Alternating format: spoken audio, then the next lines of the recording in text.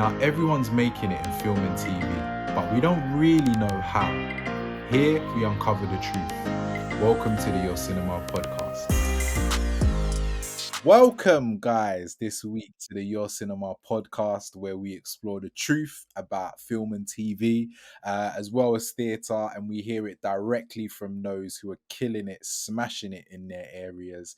This week, we've got a critically acclaimed actor. He was in the phenomenal Blue Story by Rap Man. He's also in our upcoming short film Violation, which will be coming out soon. And yeah, he is. I feel he's underrated, but also a very great guy. I introduce to you Junior Salokun. What's going on, man? Wait. Hey, that introduction was too good, man. What's going on? I didn't pay you to do that. You're going to invoice me later on, bro. Eh? You know, I've only said the truth in my, like, yeah, I was gonna say in my opinion, but I've only said the truth. You're critically acclaimed. You're in Thank you, Blue my bro. Story, like, you know, in working with you and like speaking with you. No, like, you're a great guy. Do you know what I mean? So Thank you, my bro. yeah, no, it's all good. It's all good. As usual, I'm just gonna go straight in, right? And like, Blue Story was like a cultural and commercial and an international success. Like, we all know the story behind it. The come up was amazing. The deal behind it, having, you know, Rock Nation, Jay-Z backing, was like amazing. But then the film itself, the actual product, was amazing too. It's one of the films that, like, there's loads of great films, but for me personally, I remember when I watched it, like, I love, like, our culture and documenting it and showing it in like great wide context. And I remember when I finished watching Blue Story, I came away and there was something that I felt about it, in terms of like the story, and just like, I remember coming away from it and I was like, bro, they were just children. Mm, And it's like the brainwashing just took them on a whole different path that yeah. they can't get back. And it was, yeah, it was like it sat with me. And I think maybe only one or two other projects I've ever done that in my life. I love loads of films, but that one I felt. So I just wanted to know, right, when Blue Story came out, Mm. what was that like for you? Um, it's easier to talk about now, but at the time, you're just in this whirlwind. Do you know what I mean? So, like, you're just as excited for the film to come out as a fan, but you're excited that people are going to get to see your work. And then, do you know what I mean? It's just all these feelings all at once. And like, I'm not gonna lie, like when I first read it, the script, the full script, you know, you get your sides when you go to an audition and the rest of it. But when I first read the full script, I couldn't believe it. Like, I know that like my eyes was like watery. Does that make sense? Like, it was like, wow, I can't believe I'm about to be part of this. Like, I just couldn't believe that. I almost felt like they was gonna call and be like, mate, we got this guy who's actually better than you. He wants to do it, so can you shuffle over and, you know, do you know what I mean? It's like it was too good to be true. Do you know what I mean? Until I got onto set, and it's like I done my first scene. I'm like, they ain't getting me out of this. No way. Like, I'm in this. You know what I mean? So, and then from that moment to like going to the cinema. Like, I went to the cinema, a couple of cast. I think most of us went, actually. The Mm. castmates. We went and like we just like, not in disguise, but we just like hoods up and just went in the cinema and just watched it with other people normally. And then like at the end there was like a round of applause and stuff in the cinema, and like just people just like having like, I'm not gonna. There was a lady to me, yeah, an old lady, and she was like, she could have been from her 60s upwards, white lady, and she was with like a younger lady who could have been her daughter, who maybe was in her 40s, and then they were with maybe that lady's daughter. It seemed like three generations. And when I looked over, because I would always look over to see what did these people think about this film, you know? Mm-hmm. And generally looking around everywhere, but just that they were on my row, Yeah. and like I just thought, oh, that's a weird. threesome of people to come and watch this film. Do you know what I mean? But when I looked over, I could see them like laughing at some of the jokes. And I was like, this is connecting with people that you wouldn't even associate with this type of film. And then at the end, the older lady was crying. And that's when I knew that, wow, that we've done something here, that we've done it quite well. You know, everything could be done better, but we've done it quite well. We've done our job basically, if that makes sense, you know. And that gave me a sense of fulfillment. And that being my first, you know, mainstream project, it was like, I only want to make projects like this. You know, I only want to make projects that have people like thinking for ages, like sitting in their chair for like 2 minutes afterwards, like, what just happened? What did I just see? You know, having an overwhelming rush of emotions, crying, whatever it is. I just, I would love to have a whole career of just making films, making projects that are like that. You know, from that experience, that's what that gave me. That's what that taught me. You know, how powerful film could be. You know, so yeah. Wow. That is that's that's you've made a few huge statements there and a few huge points. And as you were speaking, like there's something I believe and feel, but you really just put it into context in a real life experience, right? And it's that the thing that came to mind was Goodfellas and a lot of like Martin Scorsese's films, right? Mm, Like Godfather, etc., etc. They're so specific and nuanced, right? And we are not from that culture, let mm, alone the country, but we understand and love those films, right? mm, And a lot of the times there's a stigma with projects that are related to like our culture, and it's like, oh, that's just like hood stories or like, mm, and it's like, do you know what? You can tell a story anywhere, but if they're executed well, when you're able to really hone the story, which Kobe Adam goes on about, and it's amazing. It's like the story can travel and transcend cultural for boundaries. sure, for sure, for sure, for sure. And Blue Story taught me that. I wouldn't say I knew that. That information, that bit of information you just said there, I wouldn't say I had that until after witnessing people's reactions to Blue Story. And then later on, you know, different types of people saying to me they loved Blue Story. And I just, some people that would shock me. And I'm like, are you just saying that because you Googled my name and you knew that I was in it and you're trying to pander to me? Or did you really watch it? But then when they would say stuff about my character, I'm like, you watched it and you really connected with Madder. How? You know, and I'm like, how did you connect with Madder? You know, it's a mad like, but I feel like just like what you said, like if it's done well, it will transcend race, age, and all these things that we tell ourselves are the boundaries for our films. You know what I mean? So yeah, for sure. I love that. I love that. So given like how great the film was, how good your performance was, what was your acting journey like before landing that role? Man, I can't even say it was an acting journey. It was how do I imagine, like a portal. Like I walked through a portal. One side and the other side, I was just an actor. If that makes sense, that's what it just feels like, Yeah, you yeah, know. But yeah. that's not actually technically true because there are always steps, even if you don't realize them. There are things preparing you for a moment in your life, you know. And man, it's gonna sound crazy, but there will be times when I was watching stuff and I would kind of preempt what that character was gonna say, you know, and that it's like a nerdy thing. It's weird, you know, like what is that? That's nothing. It doesn't mean you're going to be an actor later on just because you had an inkling for what the story was going to be like, or you were, you know, it doesn't mean you're, you know. So like little things in life. When I look back now, I'm like, oh, I did have an interest in, you know, when it was drama in school. I went to an all boys school. Drama wasn't like how it would be in a mixed school, if that makes sense. Yeah, You know, it's yeah, yeah. drama. You know, you're all egos, emotions, and nobody wants to play the soft character. Everyone wants to play the dominating character. You know, and all these things. But I always had an interest in. caring about, you know, what the other character that's not dominant was like, you know?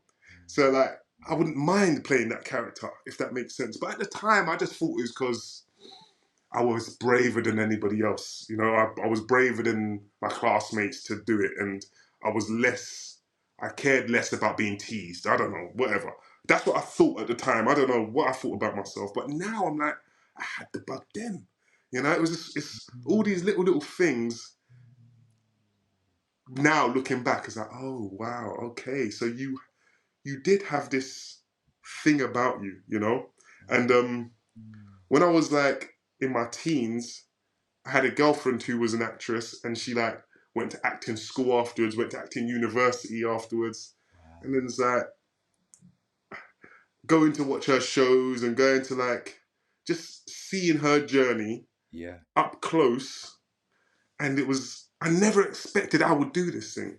I Mm. never expected it. It was almost like a thing that the privileged or chosen, you know, if you're, you know, come from like a privileged background, your parents can send you to, you know, the drama school after school, and you know that's what it felt like. That there were people in that kind of life. So I didn't even see myself as qualifying, you know, to be somebody who could do acting or whatever it is, performance, whatever it is. And Mm. so when the opportunity came around, I just knew that like I was going to grab it, you know. And so when Ratman was doing a short film one time in Deptford, and he said, "Oh, who wants to like be in the short film? Who wants to play the character?" And I was like, "Me." And I was messaging him, and I was on him, and I was like, "Yo, me." And it's just weird because before that, I'd never done anything. You know, it was just yeah, I didn't do anything. Like I would almost run away from cameras if I saw them. You know, if that makes sense. So I don't know what happened. It was just you know it's just I don't. That's what I said to you. I walked through a portal and just walked out the other side, and it was just happening. You know, it was just literally it was just happening. So from being in a couple of Rapman's short films on YouTube to him writing Blue Story as a script, but I can never forget this. We were like filming in the winter time, just a guy with a camera, me, Ratman, a guy with a camera, and another guy that was in the short film. Literally just wearing our big hoodies, like, you know, trying to keep warm and stuff. And like I said to him, you should make this into a film because this story is cold. And he was like, yeah, you know, Ratman's got us high one here. I'm gonna swing out and you know, I'm gonna write it. Probably I'm writing it now. Ratman's kind of coy, you know. And then later on, he's like, yeah, I wrote the script. I'm like, okay, sick. Then a few months later, he's like, he's trying to shop the script around. I was like, oh, you know, because obviously the YouTube version had taken off the comments. Make this into a movie. Make this into a movie. It's like 1,000 comments, you know. And just remember, he's not. He was just a guy making short rap musicy videos. You know, it wasn't like he had loads of backing and loads of people promoting it. You know, it was just him. And then for it to organically get sent around, you know, back in the day, people used to send stuff to Yeah. Yeah. each other. It's not as much. Well, people do send, but like from YouTube, it was like a weird like, have you seen this type of vibe? You know. Yeah. Yeah. So people Yeah. were sending it around to their friends, and it clocked up like a million plus views, you know, for something like that was shot in the way we shot it. You're like, oh wow, a million plus views. People cared about this much. And so obviously, you know, the people who eventually went on to make Blue Story saw that and saw how organic the interest is, and you know, they backed him. And when he told me that, yeah, he's got the backing of BBC and Paramount, I was like, BBC and Paramount. I thought we were just gonna, you know, like just make it with some, you know, local money and just try and. But okay, I'm happy, you know what I mean? And then when he said to me, whatever happens, I'm going to give you the opportunity to read. So make sure you are ready for the opportunity. I'll never ever forget him saying that to me. He was like, June, I can make sure that you read. I can make sure that you're in it somehow. But the big roles, these guys are going to want to give it to established actors. So if you want to compete with them, you need to be ready, kind of thing. You need to make sure that you're good enough, basically. I can't just put you in it. You know what I mean? I can't remember the budget. It's like it's whatever the budget is, and they're not just gonna put some any guy because you was in the YouTube version. It's not gonna work like that, you know. But he was letting me know, you know, that it's not out of him being disloyal to me or it's Yeah. literally bigger than him. So I'm like, yeah, I understand, you know. And it even part of me was like, that's too big for me anyway. So what are you talking about? You know, I was like, I didn't expect to be a main guy. I thought maybe I'd be, you know, just one of the guys in the background, and I would have been gassed with just that.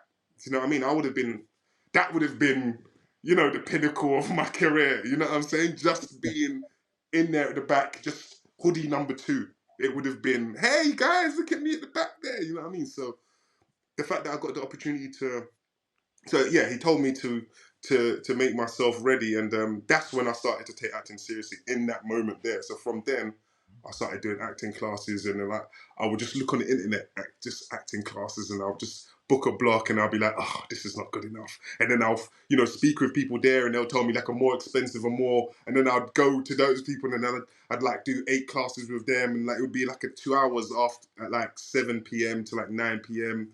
Like and somewhere in like Shoreditch and Islington, and I would just go and just learn things that I never understood. When you watch a TV show, you just think, they just go, the cameras turn on, and they just act. You're Jimmy, and Jimmy's heartbroken. And that's what I thought it was like, and until when you get there and you understand that, wow, this is a whole science. This is like I never believed in acting intelligence. Not I never believed. I never even knew acting intelligence was a thing. But now you can just watch something, you're like, that's a really intelligent actor there. You can just say that. And I was like, when I used to hear people say that, I'd be like, oh yes, very smart he is. But then now I know what it means. Like it's weird. It's so weird how I you know, just went from just this know nothing to knowing a little bit. It's weird, but Yeah. yeah. Do you know what? I love your humility, man. It's very different. I'm gonna come to that in a bit. What I wanted to know, right, like is so the film comes out, it's a huge success. Mm, Everyone's screaming your name. I'm sure everyone's like, yo, you're good, you're a good yeah, actor. Da, yeah, da, yeah, yeah. da. Like, especially particularly when projects do really well, right? Did that end up did that like typecast you in any way in terms Ooh, of like the roles and projects people were speaking to you about to then go yeah. on and do, etc.? A little bit, yeah, yeah, yeah, yeah, yeah, yeah, for sure. Um, so like after Blue Story, it was just like, I need you to be gangster in this. I need to be gangster in this. I need to be, and then you get loads of people that's making independent films. They want you to be gangster as well because that's what they know people are going to see you for. And then you got like, so it's like when you're reading for stuff, like when you're getting auditions, you're realizing that, I'm always like a thuggish person. Like I'm not. Why am I not the policeman? You know what I'm saying? Why am I not the father here? Why am I? Then you start to realize that they think that that's what you'll be good at. Do you know what I mean? But that's Mm, okay. I then had a meeting with my agents. I was with Troika at the time, and I explained to my agent that like I think I can do more. And she says, I believe you. I believe you can do more too. And then that's when we started to kind of, well, they started to kind of get me different tapes, and I started to realize that I can do more. Even in myself, I started to believe I can do more. Like the belief came, and then you get little opportunities to show, and then you think, okay, definitely I can. And so now it's like it's not that I'll never play yeah. that type of role. Of course, like if the role's good, and you know,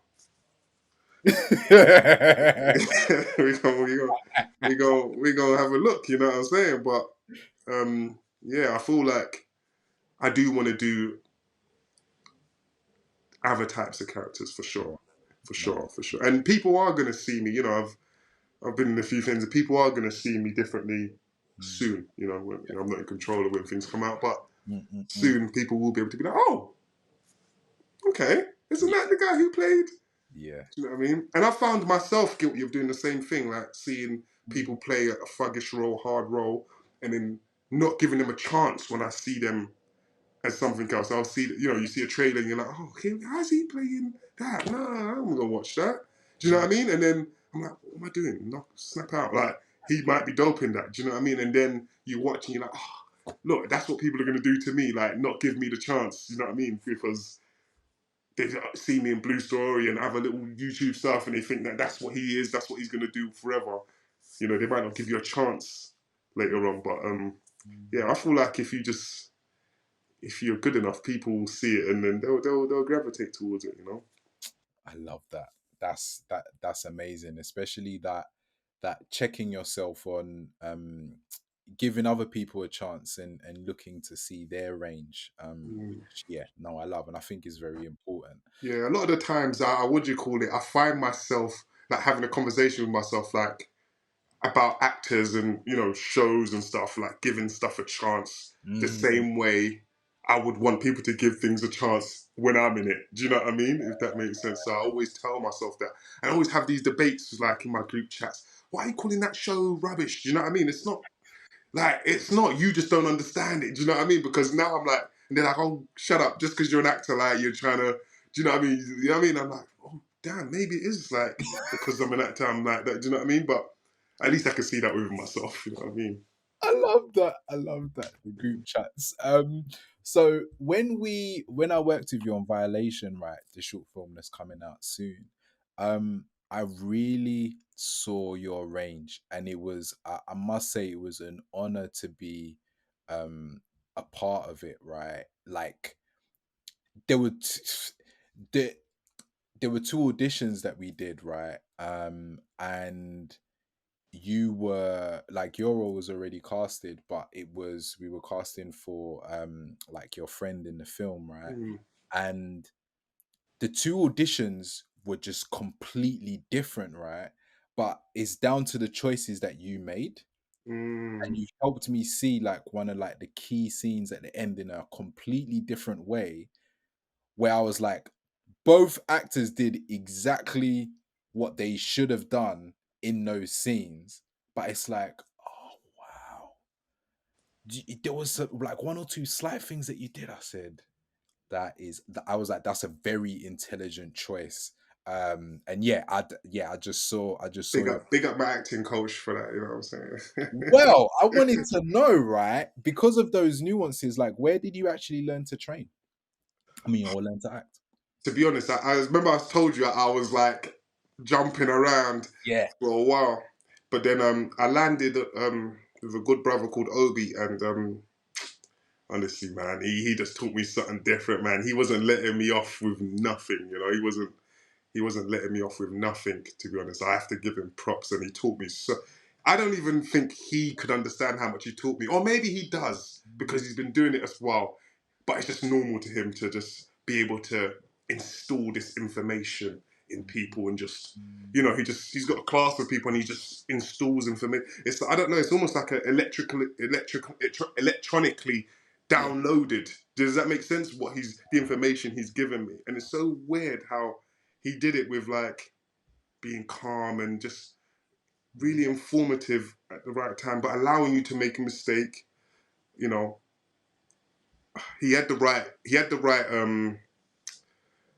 dynamics for me personally. You know, maybe for someone else he might have been a bit too, or he might have been a bit. But for me, it was just right, just perfect, the type of education I needed. You know, and Yeah. I have to big him up to be honest, because when someone helps you in that way, it's almost like he was like giving me therapy. That's almost what it was like. In Wow. the sessions that I still like go on my laptop and watch the sessions that we have because it's like they're like therapy sessions. It's so weird, but it's like enlightening. That's the right word, enlightening. Interesting. From what he's taught me, I now in my real life understand people well. Wow. It's so weird. Like forget about acting. In my real life, I understand people better. When you start to understand like movement psychology and all of these things, Mhm. this is what we talk about when we say acting intelligence. All of these things were non-existent to me before. Do you know what I mean? But Yeah. I understood them, but I didn't know there wasn't a name for it, like what I just said Yeah. now. I Yeah. knew that when a man's lips quivering and his fist is tight, he's feeling some type of tension, but Yeah. I didn't know how to describe what that is. Do you know what I mean? It was just, oh, that Context. guy's. You know what Yeah. I mean? Yeah. And Yeah. all of these things that you can just understand things so differently with just by body language, without even saying words. And I never, the concept of that was so foreign to me before. You know, my acting before was very elaborate. I'm angry, and then I'm sad. Ooh, like it was so weird. But how he taught me that all of those things is not even acting, really. Like, do you know what I mean? So, yeah, I have to big him up, man. When I'm talking about him now, I'm like, yo, I'm gonna call him afterwards and be like, hey, I just done a podcast and was speaking about you. I had to call you, man, because yeah, man. Oh, no, I love that. I love that. I love that. I love that. So leading on from that, right, and big up Obi. Yeah, big Um, him up. how important is the actual craft of acting to you? Now it's like everything. That now it's just everything because I see the art in everything now. Before I didn't, I didn't appreciate things as much, but now I understand, because when you read a script, you don't know how long it takes that person could have wrote that script for a year, you know? It's only when you go to write your own script you realize how difficult it is or how time consuming or energy consuming, whatever it is that it is, and then when you just say something's rubbish, you just read 3, 4 paragraphs and you're like, this is rubbish. And do you know what I mean? It's just so like, it's not something that I want. It's not. I don't want to be like that. I want to give everything a chance. Mm, And I feel like that could make things longer for me because I'm trying to give everything a chance. But I feel like maybe later on I'll find a way to filter stuff. But at this moment in time, I'm like, it's like those like when a lady's pregnant or she's like about to have or she's broody yeah. and she just looks at every child, ooh, and every child's cute and everything to do with children's cute. They just see a little shoe, ooh, do you know what I mean? I feel like I'm like that with acting. Do you know what I mean? Like everything is cute, everything is lovely and arty and beautiful, and do you know what I mean? So yeah, I feel like I'm in that kind of stage at this moment in life. So it might wear off. I've met other actors who aren't like that, Mm, so it mm, might wear off. And my friends that are experienced actors say, it's like when, just in the same scenario I just spoke about, yeah. a lady who's got 5 children, she's fed up, she's had enough. She's got Mm, it from a teenager to a toddler. She knows all the stages. She's not seeing little shoes and saying, "Oh, that's cute." She's like, "Get those away from me." But the broody lady's like, and it's the same thing with acting. I got some friends who are just like, they've had 5 children. They're like, I'm in the broody stage at the moment, I'd say. Do you know what I love about what you said, right? Is that in terms of that broodiness and appreciating the little things, right? Mm, I think, just based on what you're saying, I think and I hope that you don't lose that, because with with a lot of actors, like, there's success, there's craft, there's all of that stuff, but with a lot of actors, right, that like I've interviewed over the years, there's like this silent element of play that a lot of them start off with, where they enjoy acting because they just get to mess around. And I remember when we were interviewing David Harewood some years back, like even in the interview, I could see he was still like childlike and like enjoying and like messing around. Even in the Q&A, like he was messing around and like all of mm, that stuff. And I was like, it's a privilege to be able to have like a want and a desire to play, and then you have a profession that gives you that arena. yeah, yeah, yeah, yeah, yeah, yeah.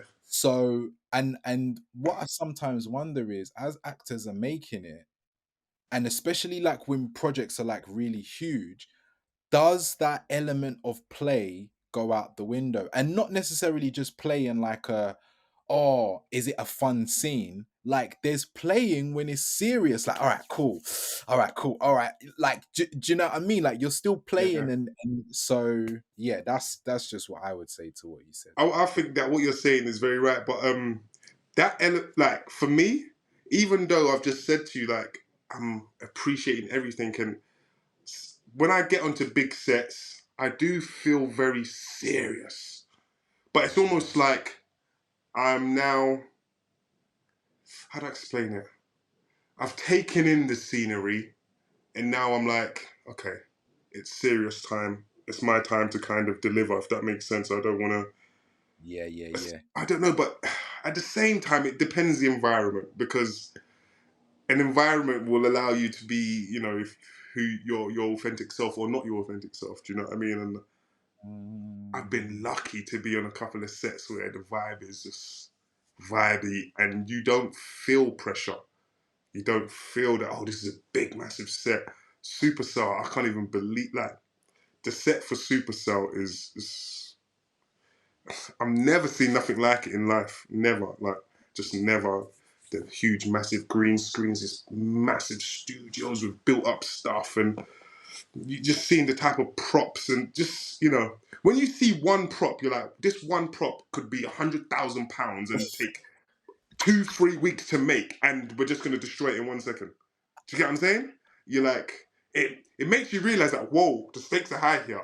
But the environment, the people, it doesn't give you that pressure. It didn't give me that pressure, if that makes sense. I have to big up Ratman as well, because, Mm. the two things, well, I've worked with him obviously before we got professional, let's say from professionalism onwards. Yeah. The environments of his projects have been unmatched, like always the best that I've been on. So I don't know if that's because I know him personally, and I feel very close to, let's say, the higher ups, because Yeah, he's the yeah, director. You feel yeah, like I yeah. know the person personally, so maybe Yeah. that gives you some comfortability. you Mm. know I would say that, but yeah, those sets are unmatched. Those sets are unmatched, and I can't wait for the people them to see it, man. I can't wait for people them to see it. I love that. So right, in Supercell, like, what was that like for you? Like this, like, I'm just gonna leave it there, open ended. So you can imagine. So as I told you, I shot YouTube videos with Ratman, and then we did Blue Story, which was his first professional thing. So it's like I'm seeing him, not learning his craft, but learning his craft, learning how to be a boss, because you're the director, you're the writer, you are the boss of this show, you know what I'm saying? And I'm Mm. seeing him grow. It's like, I don't know if you watch football, but people that watch football, and you see when you support a team and you see a young footballer come into the team, and then they become the star of the team, if that makes sense. Like And Fabregas or something. Yeah, yeah, yeah, yeah, yeah, do you yeah. know what I mean? It's like Fabregas. You saw him come at 16, and you're like, oh, this is a sick little wonder kid. Do you know what I'm saying? And then next minute, he's gone to Barcelona, he's winning Champions Leagues, and he's that guy. Do you know Mm. what I mean? It's kind of like seeing that, but he's older than me. Do you know what I mean? Like, Yeah, yeah, yeah. you know what I'm saying? Like, it's literally like that. So seeing him from, and it's the same person with the same application, just bigger, bigger, bigger, bigger, if that makes sense. One time we was just standing there and just looking at the people moving stuff around in the studio. It's a big, massive studio. It's like 100 people just running around, moving radios, everything. You can just imagine. And I Mm. just looked at him and said, like, don't you think this is crazy? This is all because of something that you just thought of in your brain. Like, you just thought of something in your brain, wrote it down, and look at this. You've given all these people a job. It's mad. I couldn't, like, even he was just like, haha, yeah, yeah. And I just look at him like, bro, you don't even understand yourself. Or maybe you're just so busy and encapsulated with what you're doing that you don't have time to start thinking and reminiscing and doing all of that stuff. Maybe, because it's a whirlwind for him too. He's having to work constantly. Maybe there's no time to be looking back because you're still looking forward for what you've got to do next week, next week, next week, next week. So for him, maybe he hasn't, but he will one day, because it's miraculous what he's done, to be honest. And so, yeah, I'm not gonna lie to you. If I could, what do you call it? Just if I could just say that I've been in two of his projects, I'd be proud, and that's I can say that. And I feel like you can't take nothing away from me now. Do you know what I mean? Like, there's Yeah. nothing you can take from me. I've been with somebody who's done it from nothing to the biggest you can be. This, I think, yeah, because Supercell is literally going to be one of the biggest Netflix series, or British Netflix series, ever. Wow. And we started with literally camera like this. The camera was like this, the guy. Film just in Deptford, southeast London. Yeah. You know, literally, neighbors coming out asking them, "Oh, can you leave your car there, please, so we can use the car, as a prop?" And just little things. Oh, there's lighting over there because you don't have the big lights, so you have street lights. If we're gonna have a talk, if there's dialogue in the film, let's get underneath the street lights and talk. Imagine from that to then Blue Story, where it's like a big budget in comparison to what you've come from, but it's not a big budget for films generally speaking. But then your film does very well from that budget, and then now they've given you a huge, massive budget, and you're about to do something worldwide, export something worldwide now. Yeah, it's crazy, Oh, I'm excited to crazy, watch it now. What? Come crazy. I mean, I was always excited, but yeah, no, The you're story behind the person making it makes it more, for Mm. me, obviously I'm close to it, but for me, if you understand, like his story should be out there more. It's not out there more. It's not out there enough. I mean, it's just not. Like his story is proper inspiring. From where he's come from to now. I love that. I love that. Um, so right, there is there's something about you that I mentioned earlier, right? Where like you're very humble and you seem like very grounded. Like even like when you're saying stuff like, do you know what? Like I love acting, but I'm grateful to be in two of his projects. Like that balance between being content but still striving for more and wanting to show range and stuff. And I just wanted to know, like, because it's like you're not chasing the fame or the success, but you're still working hard, like etc. Like, why are you so grounded? Like, where does that come from? It's weird because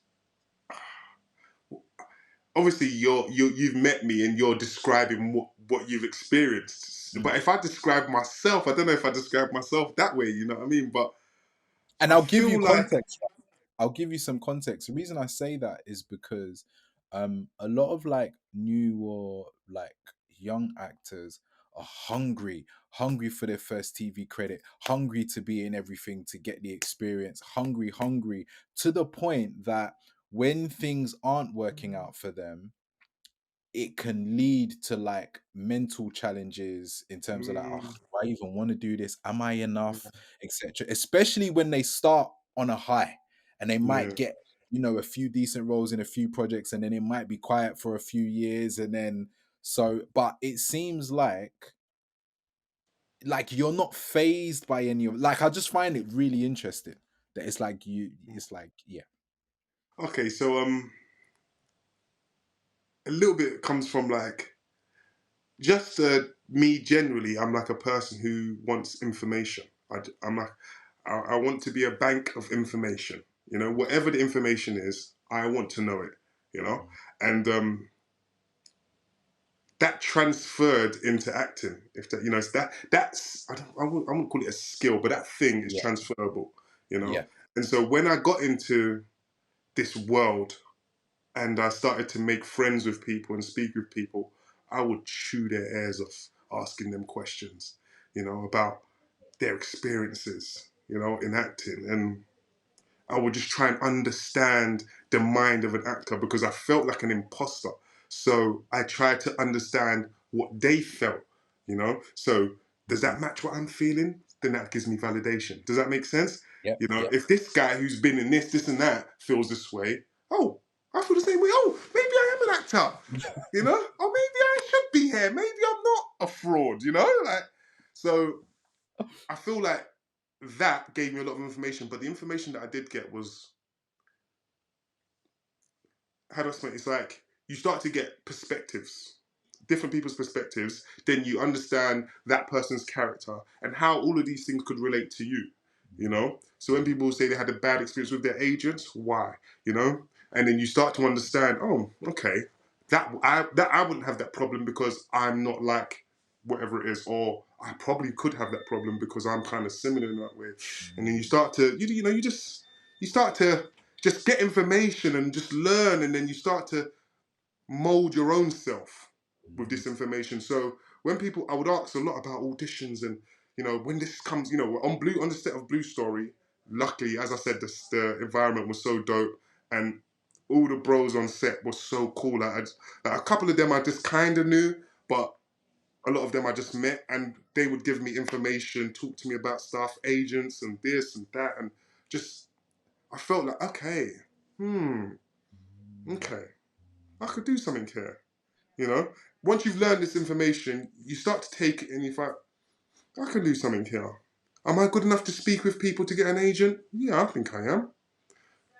Do I reckon that I can engage people's attention? I think I can. You just start to, you start to learn the little things that could take you further, and then you just apply it. You apply it. But I'd say having this information kind of made me more humble, because when I didn't get roles that I thought I should get, I knew that, oh, my friend who's a great actor didn't get a certain role. Does that make sense? So then the mental effect on me is less. Because if my man, who I believe is better than me, didn't get a certain role over the guy who got it, I'm like, whoa, how did that happen? But if it can happen to him, it can happen to me. So it's not personal. It's not, I shouldn't take it as something that's, you know, should make me stop acting. Does that make sense? Or make me not have faith in acting anymore. Everything that happened that was bad, I was like, hey, it happened to me. I'm actually happy that like I went for that role and then I got a call back. I went in the room with them. They loved me. They liked me. I thought I was getting it, and then bam, didn't get it. Like, it's a hurtful experience, but it's like now I can say it's happened to me. I felt it. Once you like, it's like children. They're scared to fall over till they fall over once, and then after a while, falling over, or you're scared for your child to fall over, and then after a while, you don't even look at them when they fall over. Do you know what I mean? It's like I felt that about myself. I was like, but I wanted to fall over. I was looking for what's going to trip me up to fall over, because everything was going so swimmingly well. It's like after Blue Story came out, I'm meeting with all the top agents. I'm not meeting with just anyone. I'm meeting with all the top agents. I'm meeting with people that I never even imagined could want to speak with me. you know, Not having an agent and having agents call you and say, hey, I've got people that want to speak with you, and they're not even my agent. That kind of thing can make you feel give you feelings of grandeur, like you're very important. But I'd already had friends tell me, when you're hot, they're going to be all over you to get you in their books and this and that. Don't get gassed and be thinking that, you know, you're you're the most important person in the world now, or whatever it is, or you're the next mega star, or whatever it is, because the industry's like that. The industry's gonna take an interest in you. You was just in something big, and they're going to want to see what's happening with you. That's just how life is. Do you know what I'm saying? And so when I was having all these meetings and stuff like that, I always knew in the back of my head that, like, I won't say that this is not real, but it was almost like this is what happens, and just take it with a pinch of salt, if that makes sense. Yeah. Don't get too carried away, but don't but make sure you're ready for every opportunity. And that's, as I told you, Ratman told me that from before. Like, make sure you're ready for the opportunity. And then I'll never forget, because when it was my Blue Story audition, I was actually late to the audition. And when I called Ratman, and he was like, I was like, oh bro, I'm late, blah blah blah. He was like, oh bro, don't even worry about it, man. I just locked off. And I texted him like, yo, listen, bro, I'm on the way. I'm still coming. He didn't reply. And I was thinking, oh, I'm messed up, man. I still went down there, though. I still went down there. I turned up at the spotlight sweating like a dog. And, like, I literally, obviously, I've missed my time. But it's so mad. When something's for you, it's for you. I'm not going to, like, I walked into that audition room at Spotlight in Leicester Square. You walk upstairs and you're seeing all these people, and you know they're all for your role, and you're just like, I'm just rushed here. I haven't prepared properly. Like, I've read the lines, but I forgot when the actual audition was, because it was so far away from when I was told about it. It was, I hadn't got into this habit of using my calendar, and all of these things. Now it'd be unforgivable to not know when your audition is. That's crazy. But that was my first ever audition for anything, and they told me months before, but real life was happening. And then I forgot, my little sister messaged me and said, oh, good luck with your audition today. And I was like, huh, today? No. And then I checked my emails. Oh, it's today. And it's like 2 o'clock, and I'm at 1:45, and I'm like 2 hours away. And I'm like, oh, like, I'm in Dartford. You know what I mean? And you got to be in Leicester Square. So I'm calling him, and he's eventually answered. I'm like, hey, listen, I'm on the way. He's like, June, you're meant to be coming soon. Where are you coming here?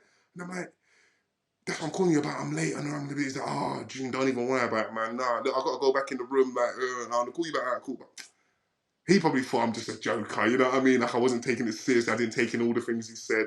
But I came down there, man, and I'll never forget Isabella Duffin. She was the casting director. Thank you to her for giving me grace as well, man. Big her up, man. She just gave me my side, and she was like, "Yeah, you can go over there." And I don't think she was expecting much. I don't think she was expecting much, but all of that, the feeling of the underdog feeling, is what made me go into my audition and give it 100%, if that makes sense. Not that I wouldn't have. I don't know how it would have been if I'd just prepared and gone there. Maybe I'd have been too nervous and messed up.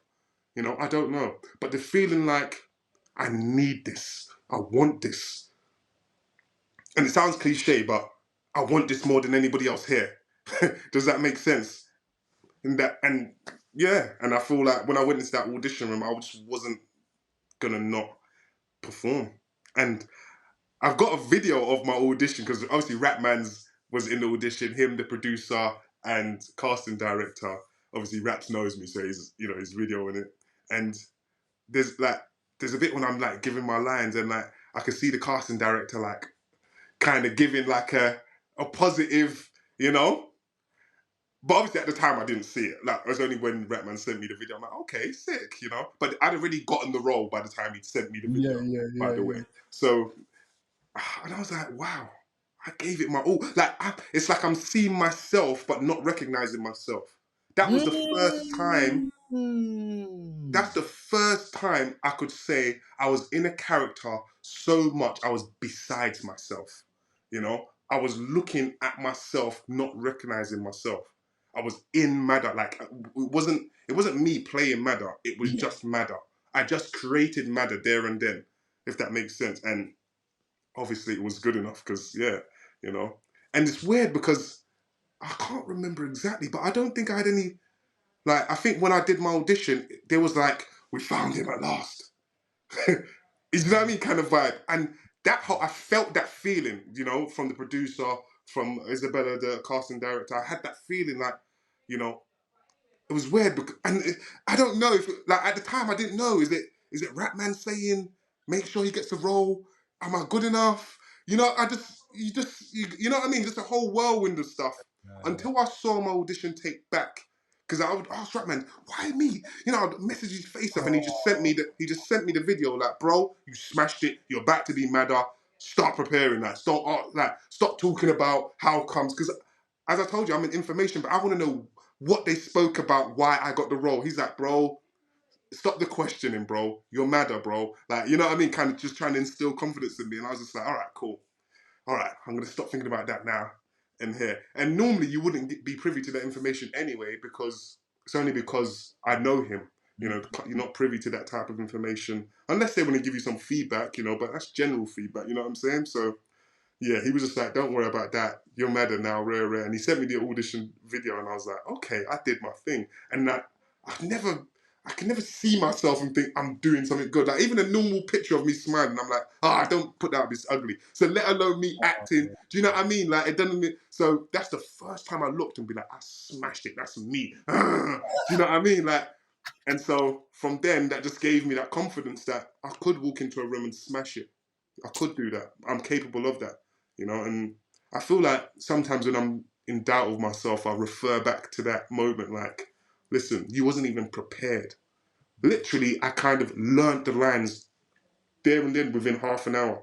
It was literally like 4 p.m. or something. So I don't know. Maybe they were stopping the auditions at like 5:30 or something. So I was one. I was the second to last or last person in. I think I was the last person in actually, not second to. I was the last person in. What am I talking about? Yeah.